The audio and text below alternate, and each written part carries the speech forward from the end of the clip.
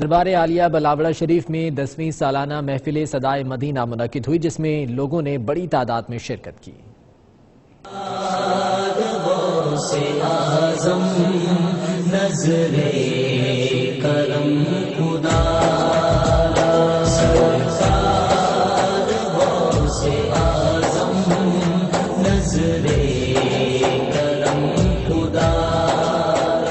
دربار عالیہ بلاوڑہ شریف میں 10ویں سالانہ محفل صدائے مدینہ منعقد ہوئی، جس کی صدارت صاحبزادہ حق خطیب حسین علی بادشاہ نے کی۔ کانفرنس میں دربار عالیہ بلاوڑہ شریف کے خادمین، عقیدت مند، مریدین اور عاشقان رسول صلی اللہ علیہ وآلہ وسلم کی کثیر تعداد نے شرکت کی۔ محفل میں نامور علماء دین اور نعت خواں حضرات نے نذرانہ عقیدت پیش کیا۔ میری لاج رکھ لو میرا، میں فقیر ہوں تمہارا۔